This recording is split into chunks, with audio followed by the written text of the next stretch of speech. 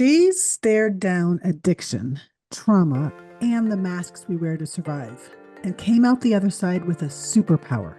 She sees straight through you. Today's guest is part truth teller, part Enneagram ninja, and 100% proof that sobriety can crack you wide open in the best way. Welcome to the Sober Life Rocks podcast. You may have made the decision not to drink alcohol, or at the very least, not at work-related events. Whether you've never been a drinker, are in recovery, or made a health-related decision, we see you, and you are not alone. In today's world, networking, socializing, and celebrations often happen over drinks, and the struggle can be real. Through this podcast, we're changing that narrative. We're here to create a community where individuals like you, who choose not to drink or drink less, can find camaraderie, support, and practical advice. Welcome back to Sober Life Rocks, the podcast where we amplify bold, unapologetic voices in the sober movement. And today's guest is here to shake things up. But before we dive in, something big is happening. More people than ever are ditching the booze and stepping into leadership, creativity, and impact like never before. And the people driving that movement, they will be at Amplify Sober Voices. This is the event for sober thought leaders, speakers, writers, podcasters, coaches, influencers, anyone who's ready to turn their sober story into serious impact. And if you're not in the room, you are missing the conversations that are shaping the future. Go to amplifysobervoices.com and grab your ticket today.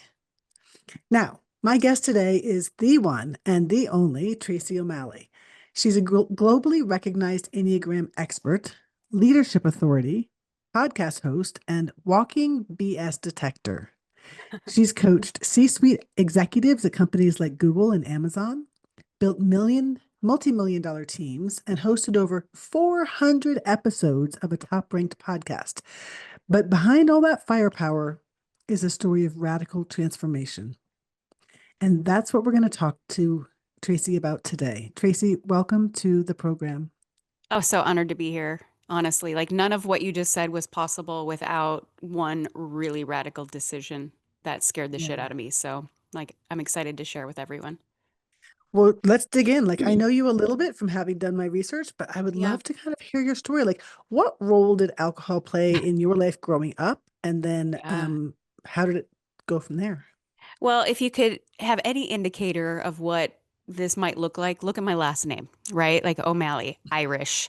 Like we're known to kind of put them back, right? And, I came out of the womb knowing how to drink and fight, quite honestly. I'm feisty. I'm like 100% Irish or damn near close to it. And, my family, I never remembered us going anywhere or any kind of family gathering where every single person walked in with their own personal cooler. Right. Like, so it was just Awesome. My kind of place. right. Like, seriously. So that's all I ever knew. I mean, one of the very first pictures of me is me guzzling a beer like at 9 months old. And, back in 1972, that was totally okay. That was Now, like, funny. yeah, now the authorities would be called.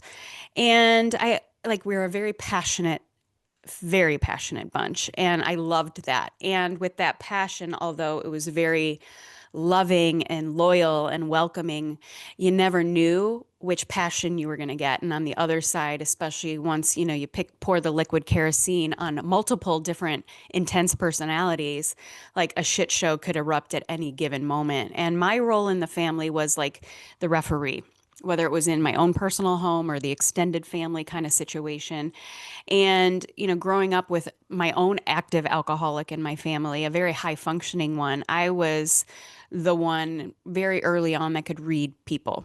I think it is my spiritual gift and also trauma. You know what I mean? Like, because I had to gauge kind of where dad was at any given moment to kind of play chess with the rest of the surroundings to kind of keep things at bay as much as possible. And of course, I was gifted a sister who did not give a shit about that. She was like, I want attention no matter how I get it, unless, and even if it's destructive, and that messed with my chess playing game. My mom was the classic codependent enabler. And so it was alcohol and addiction in my life. I didn't remember a life without it. And also, like, I liked to drink.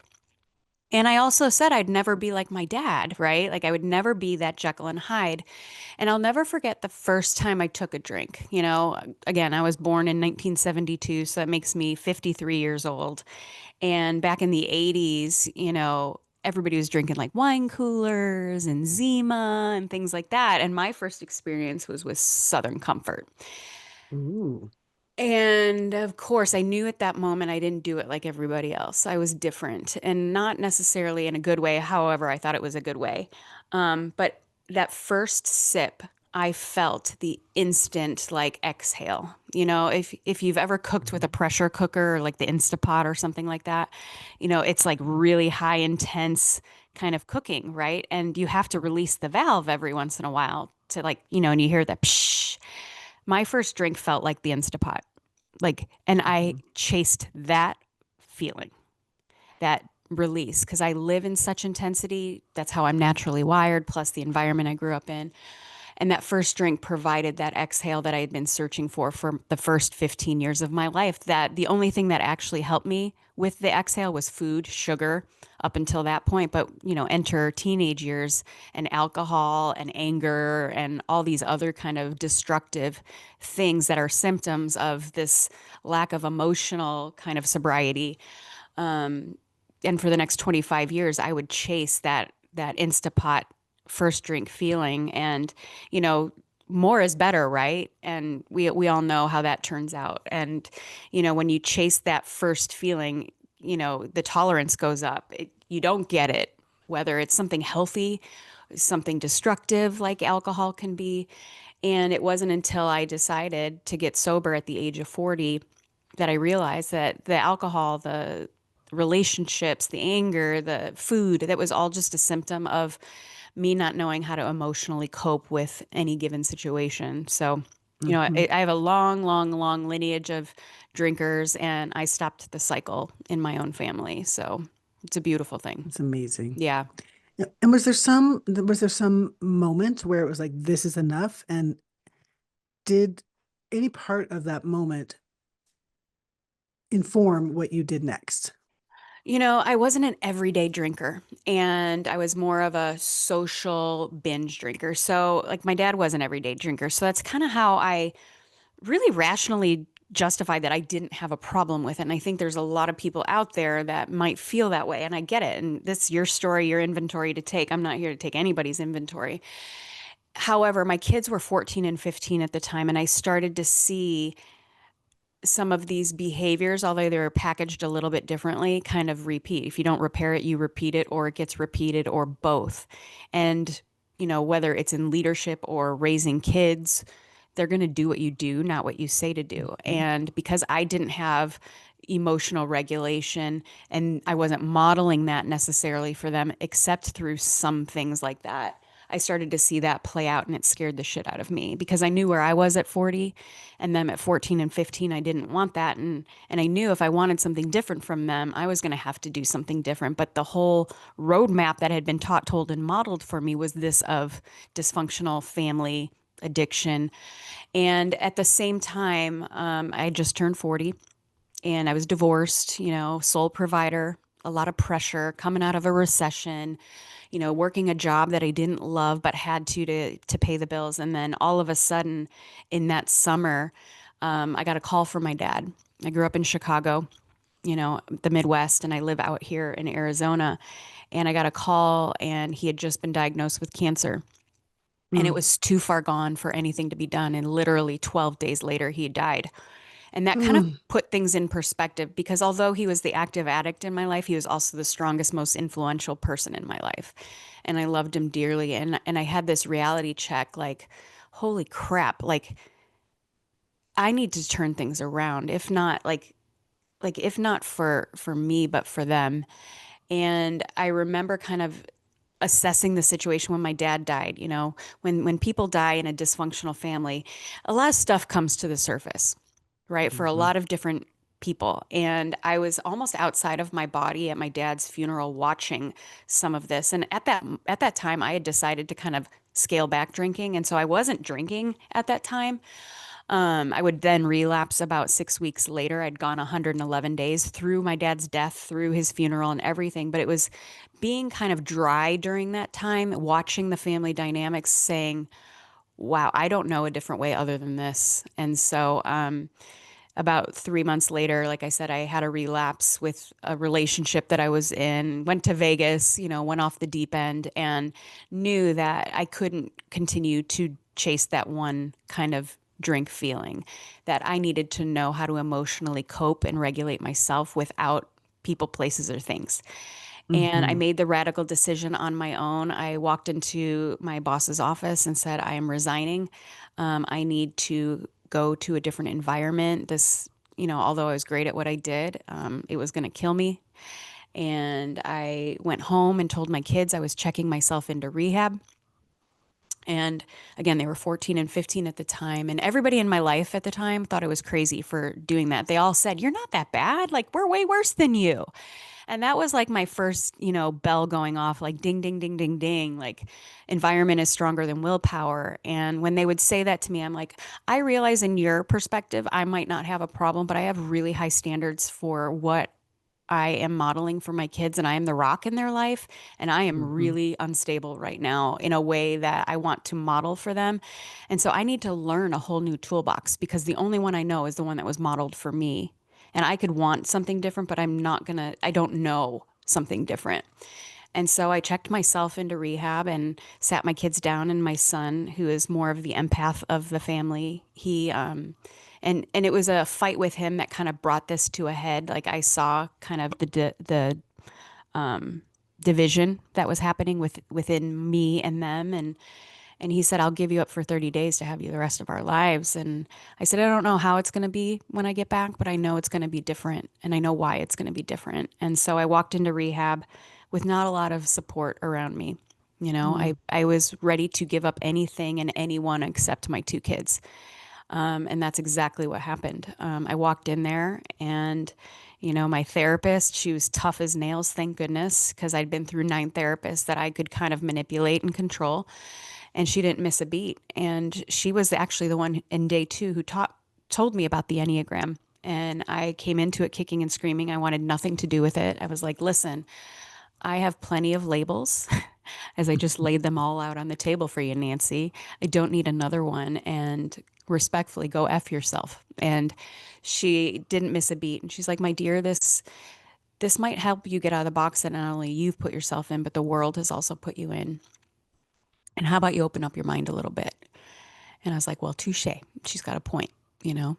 My best thinking did get me here. And it was kind of when I started to unravel that anything that we use to kind of numb out, escape from, is just the symptom. And for 4 decades, I had shoved down who I was to try and cope with the environment.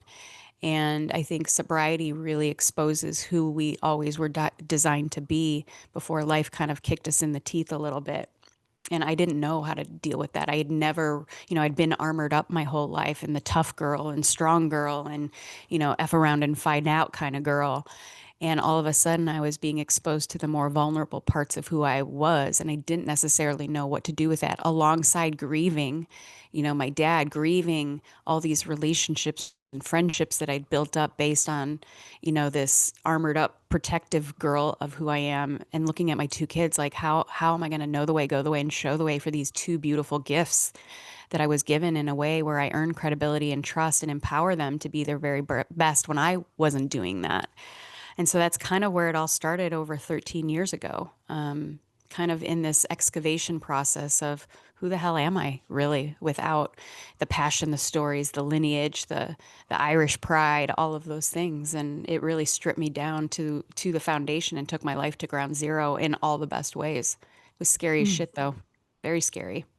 Man, I can relate to so many things that you said. I remember being about 6 months sober and looking at I think she was maybe 11 years old daughter, Mm, and thinking to myself, like, how can I possibly offer something to her when I don't have it figured out? Like, I see her making the exact same mistakes I'm mhm. making as an adult.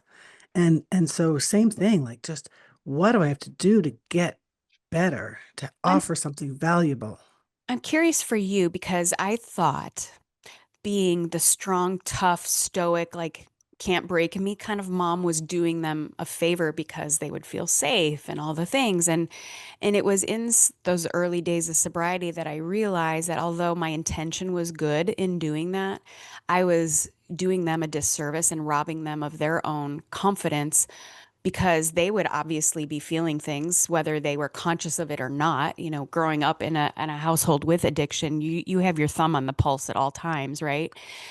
But they're feeling a certain way, but it's almost like they're looking around and like, am I the only one feeling this? And they start to doubt, question, and so they lean into things, right? And it was me showing them, like when you say like, what did I have to offer them?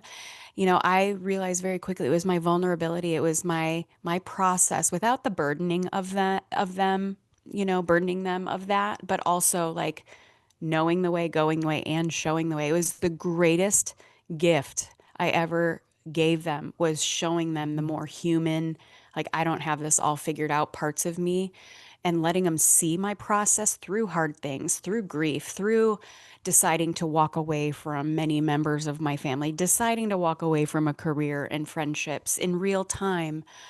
That became the gift that I gave them, and Mhm. that was One, only through sobriety, right?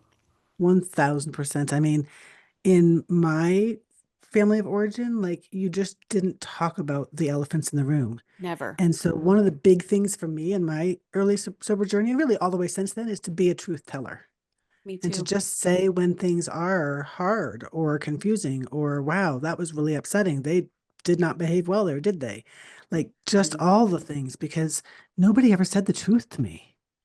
And I had to No. divine the truth and then figure out how to protect myself and my siblings from the truth. And it was just Isn't crazy it making, living crazy? in alternate realities. It really was. And when we grow up like that and we're in that kind of situation and we are the chess player, that is keeping everyone safe and certain and significant, we're usually the children that nobody worries about, right? Because we are so mature for our age and wow, like Mm-hmm. never have to You're worry so about that one. strong. You're so strong. And whenever I'm doing work with like families or parents, I'm like, who's the kid that you never worry about? And they'll tell me, I'm like, that's the one you need to pay attention to. That's I the one you remember need to thinking pay to attention myself, to. like, excuse me, but I used to say to myself when people would say that, like, fuck you, you have no idea You what have the no price I idea. pay is to be so strong. How is your relationship with your siblings? Because, one of the things that I used to get so mad at my sister because her perspective on how things were was very different. And I used to think she was wrong. And obviously, like, I know this from my own children. Like, we can have two people sitting right next to each other, tell the story of our childhood and our growing up, and could sound like we're not related, came in different households, and neither one of us is wrong. And I used Yeah. to resent that because she's like, Dad, you're his favorite. And I'm like, you have exactly, fuck you. You have no idea the price I paid. And also from her perspective, I totally get it. I totally Mhm. get it. What's the relationship like with your siblings now? Yeah, so it was me and my brother when we were growing up, and my mom was the alcoholic, and Hmm. I was the one who protected him from all things. And Yeah. so You took the hits. and and I was the one that my mom had all the hopes for. And Hmm. poor little brother, like he was never going to amount to anything, so anything he did was fine. So Hmm. truly we had different experiences. Yes, I Right. took all the hits, I protected him from all them. And so later in early college years, I would describe things and he's like, that wasn't my experience at all. Right. It And I feels like you're remember being gaslit. You're like, a, wait a li- second. a little bit, but also a little bit of pride that I had done that for him. Same. But the piece that I did feel, and still to this day, feel a little ick about is just that, he doesn't know. He doesn't know what it was like. Yeah. He can hear it, but he doesn't know. Right. Right. Yeah. Yeah. It's fascinating, like the family dynamics. And, you know, I don't have a relationship with my sibling today. However, I have so much compassion for her because she doesn't know. She knows it in Hmm. a different way and she's not wrong. And I know there's a lot of Yeah. pain there in a different way than the pain that I've experienced and I've had to really work through and heal and continuously work through, but I didn't want that for my kids. I didn't want a house divided, because clearly again, even though I wasn't like, I was a very high functioning Jekyll and Hyde kind of drinker, I could see the different roles my kids would play. And Hmm. eventually that will divide them because, they're going to feel alone at some point. There were some ways that it bonded them, and they're grateful for those times because they are so close. They're Irish twins too, so they're really, really close in age. But also, I did not want a house divided. I wanted, and they're best friends today. It's amazing to see, like, That's they're cool. almost 28 and 29, and they're best friends today. And I did not want that for my kids, that house divided kind of feeling or picking sides or, you know, all the So, dysfunction that comes with that. so Tracy, if you, like me, grew up where we just didn't talk about the things and Yeah. we had to have the image, um, how did you start speaking publicly about your own journey with alcohol Yeah. and addiction? I think it was just a perfect storm in divine timing, quite honestly. I was very prideful. I loved being Irish and, could drink people under the table. And like, I mean, I was put in charge to plan St. Patrick's Day at the job that I mean, I loved it. I never would have imagined life without it. Hmm. And just the timing, I think, losing my dad, turning 40, being a single parent, losing everything financially a few years earlier really humbled me. And I accidentally fell into a career that I went from a completely male dominated, like automotive industry kind of job and career for 15 years into a health and wellness industry that was female dominated. And I was always told, like in everything I do, I'm a very strong leader, but I was a loose cannon and you never knew Mm. what you were going to get, drinking or not. I'm feisty, I'm intense. And all those things, but I could move people. I could impact people in a good way and also a not so good way. And so I always knew I had it in me. I played sports, all through my life and through college and all the things. So I was a good like teammate, leader, things like that. And the job that I walked away from, the guy who was running the place was like, I want you to run this place eventually. He's like, but like you're a loose cannon, you're a superstar, and also there's this. And I was like, Mhm. okay. And he was right, and I knew that. So when I got sober, I had no job, which is the first time in my entire life since I was 15 that I hadn't worked. I went back to work 2 weeks after having babies. Like I always Mhm. was somebody who worked, and I took Of course. yeah, I took 6 months. I mean, that's what we do. We don't rely on anybody else, so we have to do it, right? And I took about 6 months to figure out who am I, first of all, at 40 years old, exposing myself. And also, like, headhunters were after me in that industry because I was really good at it, but I knew like I couldn't go back to that. But what am I going to do at 40 years old, responsible for two kids? And I was, going to meetings at the time. And I remember I was probably about 2 months sober. And I would speak at meetings or whatever, when we're doing AA sharing. meetings. Yeah, yeah. Mhm. When it was time to share, and people would tell me, they're like, "Wow, you're so insightful, and you package that up really well in a way like that it relates to all of us." And that wasn't my intent. Like, I never wanted to be a professional speaker, even though it's what I do today. I mean, I used to throw up before, speeches in college, public Mhm. speaking in me, or even being the center of attention, I did not want. Like, I liked to fly under the radar. And so I was about 2 months sober when somebody said, I want you to be the speaker for this meeting, for this AA meeting. I was like, holy shit, are you kidding me? And I remember like how am I going to pack this into 7 minutes or whatever it was? And I just did it. And it was early on. And at the same time, again, like I was figuring out what I wanted to do with my career growing up, and I accidentally stumbled into this thing that was like health and wellness, and it relied on you leading other people. And I was like, well, I don't have anybody in my life. Like, seriously, I'd wiped out my entire social network. But I also was like, you know what? If I'm going to do anything, I need to be the authentic me. We hear in sobriety, we're as sick as our secrets, right? And I knew that. I had had secrets for 4 decades, eating disorders Mhm. and alcohol and all sorts of secrets, because we were conditioned that way. It's like what happens in our house stays in our house. We were secret machines, and it was Hmm. killing me. So when I came out and ended up in this health and wellness space, if I was going to lead people, I needed to be the truest version of myself. And it was the best accountability ever, was to be honest with it. And I realized that even though I'd wiped out my entire social network, people were really drawn to the vulnerability, or shall I say transparency of it. Hmm. They were really, because there's a difference between vulnerability and transparency, right?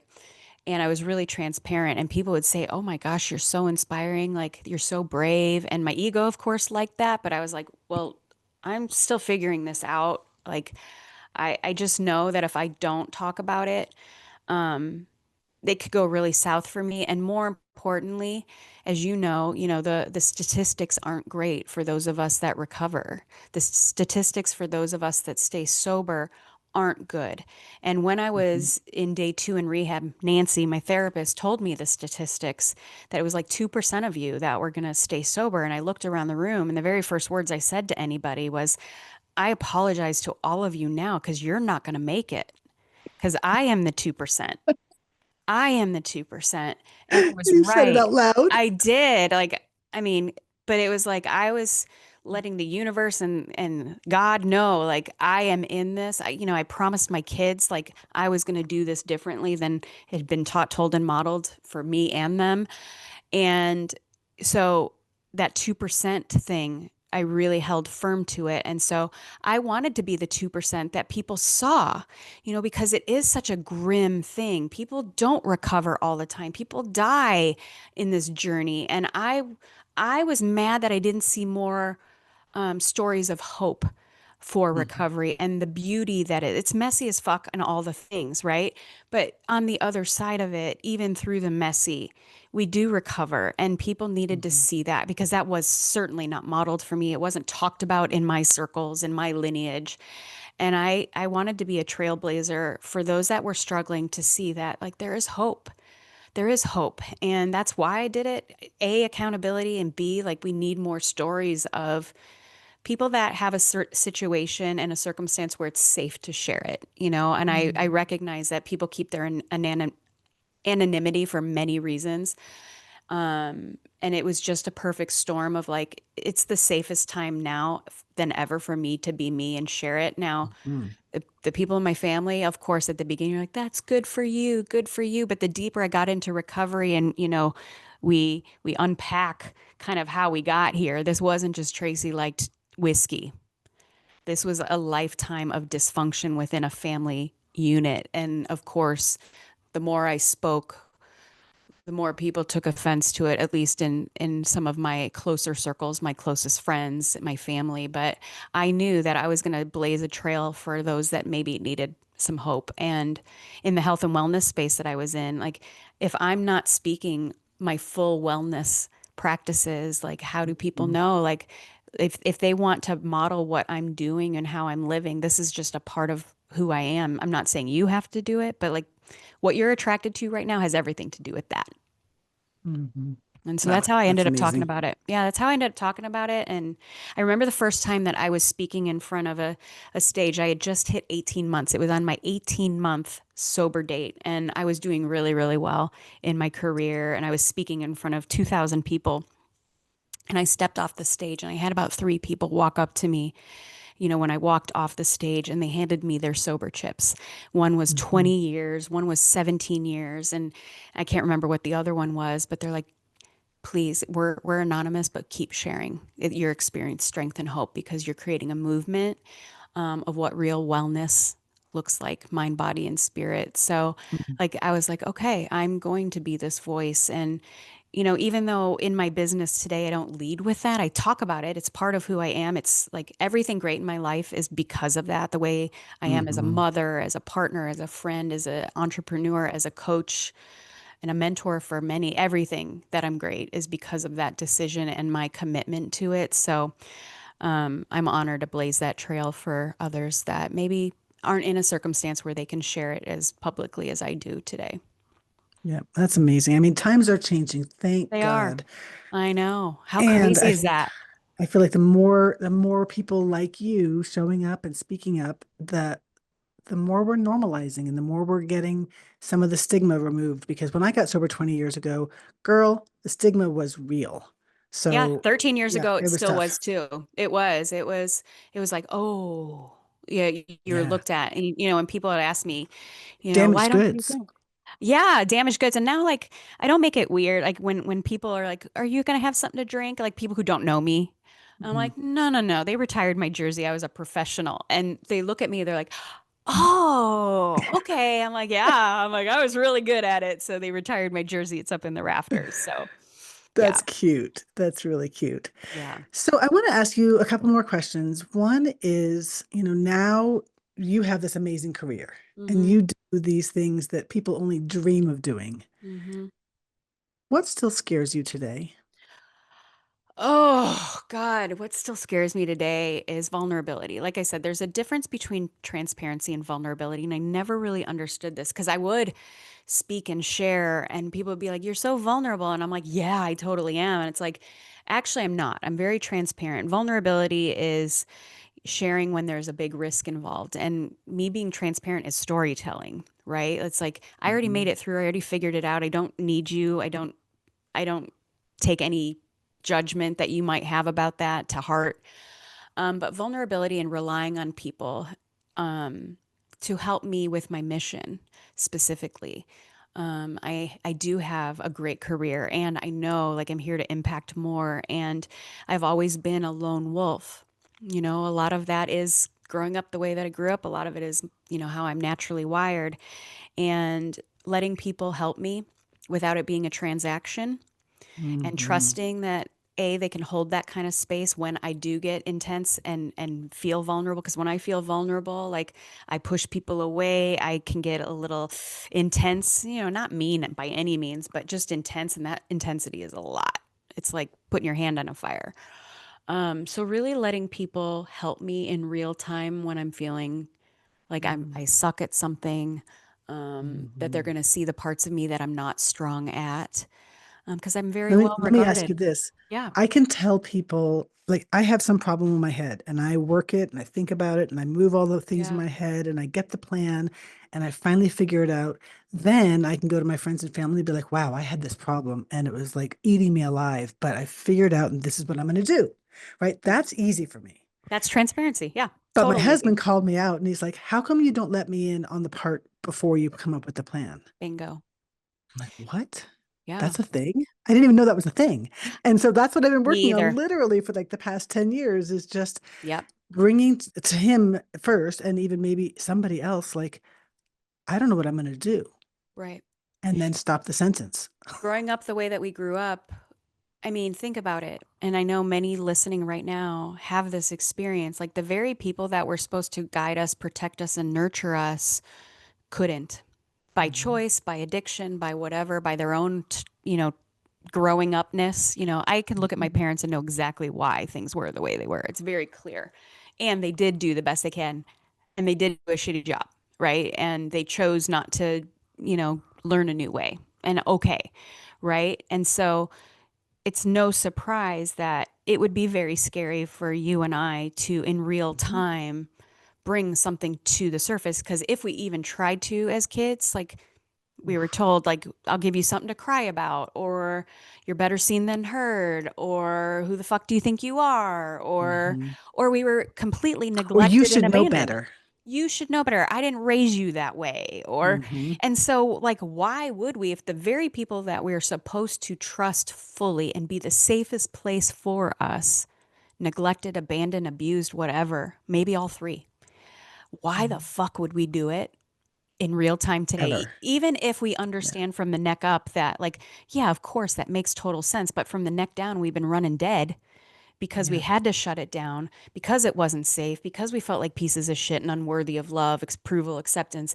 So, like, that is my constant thing that I'm afraid of. And also, like, I am not neck down dead anymore. I allow myself to Mhm. feel the fear of that. And also, I have amazing people in my life that in real time, only the last 5 years though, and I'm 53, like only the last 5 years have I really allowed myself in vulnerability, not just transparency. And that, Mhm. my loves, is a game changer for connection, which is the root of why most of us lean into people, places, and things to begin with is a lack of connection and intimacy. Into me, you see, can only happen with this vulnerability exchange. And it's why most addicts feel really alone, because Yeah. we can be transparent and tell a good freaking story. But when shit's hitting the fan in real time, I notice people who have struggled with addiction, they have a really hard time with it, which is where the addiction Okay. started to begin with.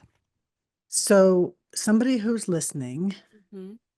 is resonating hardcore with this, Yeah. and they're stuck in their own story, their own self-sabotage. What is the first brave step that you would invite people to do? Honestly, I had to reconcile how disruptive this was going to be to my life. That I think a lot of times people make this decision when things, the consequences are pretty high, right? Like, I'm going to change this time. And I get it. I had done it, and then the dust settles a little bit and you're like, oh, it wasn't that bad. Or people around you, like me, were saying, you aren't that bad. Like, and so then you start to dabble back into it. I will tell you this, making this decision to be sober, whatever that looks like for you, is very disruptive to the way that you've been operating in your life. And you have to be okay with that temporarily. It is disruptive, and you may lose people, places, and things, and financial security, and all the things. And I will never forget, that first weekend I was in rehab and sitting at the fellowship that they would load us all in the druggy buggy and take us to this meeting. And I was sitting in front of this big, huge wall that, like, it had the promises of AA on the wall. And if you don't know them, like, it is the best thing in recovery when you feel like a piece of shit. Like, it's hard to believe that that will happen for you. But I remember when I was reading them and I was sobbing, thinking, like, I have failed. I have failed left and right. And I got to the part where it said, no matter how far down the scale you have gone, you'll see how your experience can benefit others. And I got to that. I was like, okay, all right. This is going to disrupt what I have known up until this point 40 years. It's going to disrupt my kids a little bit. But I've seen the experience, strength, and hope from those that have gone before me and have been brave enough to talk about it. And being okay with temporary disruption for a long game, kind of authentic, true, peaceful life is worth it. But you got to play the long game. You got to play the And I long think that game. that's true, not only if you're just getting sober, but Oh, yeah. people who've been sober for 5, 10 years who haven't gone through that deeper dive. That's disruptive too, because Every you're few years it changing the gets a little. dance. Well, and you're going a little deeper, like each level that you kind of Mhm. go deeper. I mean, I think about the things that were in my fourth step when I was doing my first round of 12 steps back, 13 years ago. My fourth step was pretty basic, but at the time, Obvious. Yes. obvious. But back then it felt like, holy shit, like, this is my skeletons. And I think the more that we have this emotional sobriety and self-awareness and insight and excavation and Mhm. memories coming back. I didn't remember my childhood until I was in my 40s. Like, I couldn't recall any of it. And a lot of that was to protect myself, right? But as I was digging a little deeper, new levels bring new devils and they come up. And the thing I will say is, no matter how scary it gets, like, don't quit before the miracles happen. Like, right? We hear that all Mhm. the time. And yes, it's going to get scary, and new levels will bring new devils, but also it'll bring beauty and growth and the right people in your life that really can Mhm. support the next level of you. And sometimes you'll have to make room for them, and that can be painful and a whole grief process. And it might be people you have had in your life for decades. It might even be family, and it's okay. It doesn't make you bad. It doesn't make you a piece of shit. It doesn't make you self-righteous like a lot of my family thought I was, or like I'm better than them. And it wasn't that. It's like I just desired something different for my life, even though I'm super grateful for a lot of the things I got from my family. I did not want some of those things for my kids moving forward. So, Mhm. yeah, not Tracy, easy. you're amazing. I Thank feel you. like I've met a sister from another mother. Yeah. And there's just joy and love and clearly peace in your eyes and your expression. What's next for you? Whew, I'm an empty nester, at least with my own Oof, children, which is that's an crazy. adjustment. That was a whole new level of recovery for me. And that, Mm-hmm. was probably year 10. Yeah, it was my 50th birthday, year 10, empty nesting. And I'd Mm-hmm. never lived alone before, because like a good codependent, I went from like my family home when my parents got divorced. Of course, I lived with my dad because I was his surrogate wife, so to speak, and I got married basically as a child bride, and had kids right away. So I had never lived alone, and it was a reckoning that I did not necessarily know what to do with it, and it felt selfish a little bit. And I had to really reconcile that it's not selfish. Like, it has always been my life to live. I've just really done a lot of taking care of other people. And so, what's next? Like, the last 3 years has been really meeting the more tender parts of who I am, the softer, gentler, scared part of myself in a way that I'm still intense, and I will still make my life a Dateline episode in like 2 seconds if I have to. But, the softer, gentler little child in me that really couldn't do that, like really falling in love with her and being more bold with the work that I do. Obviously, the Enneagram was a huge tool that was given to me early on. And, the minute I was introduced to it, once I surrendered and was like, okay, I'll look at this. It was like a higher power, God, gave me the roadmap that I had always kind of understood since I was a little girl reading people. And it gave me a language and a framework, not just for myself, but to teach other people. So I'm really passionate about teaching the Enneagram as a beautiful power tool. Honestly, it's one of the best things that kept me sober when, my self will would run riot, or, my best thinking would start to try and do things. Like, it provided this roadmap to kind of keep me from going over the edge.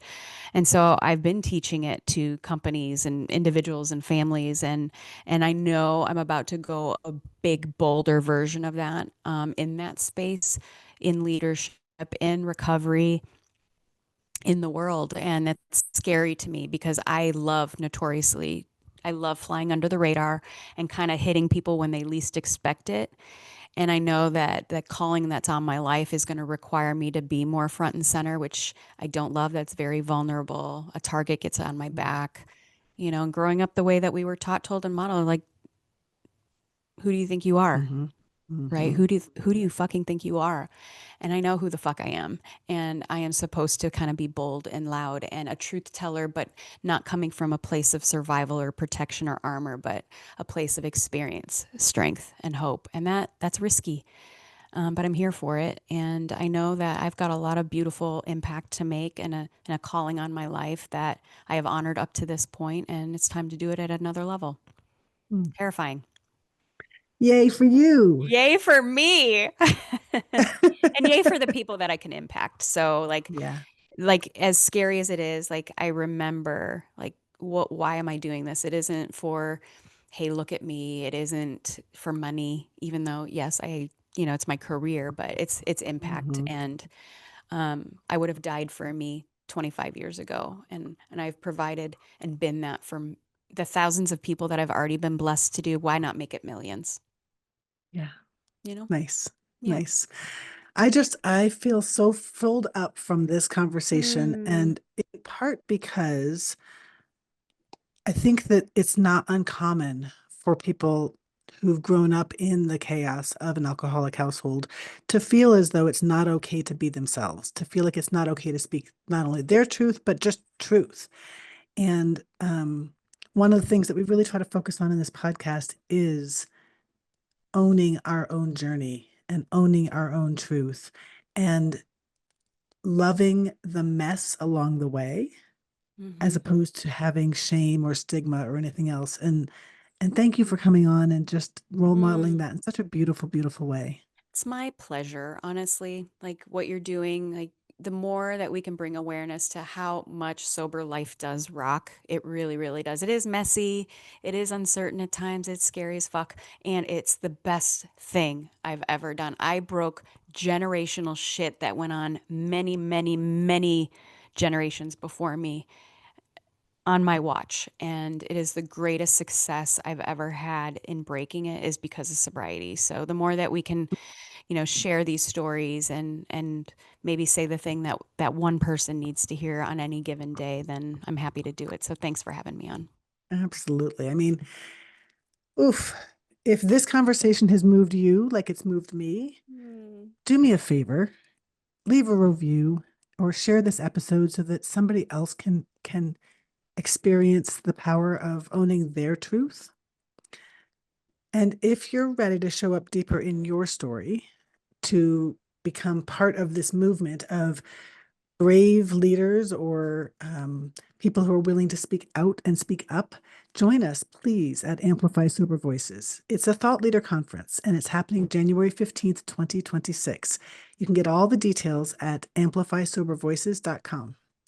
Until next time, stay sharp, stay real, and keep leading from your edge. Thank you, Tracy. Thank you.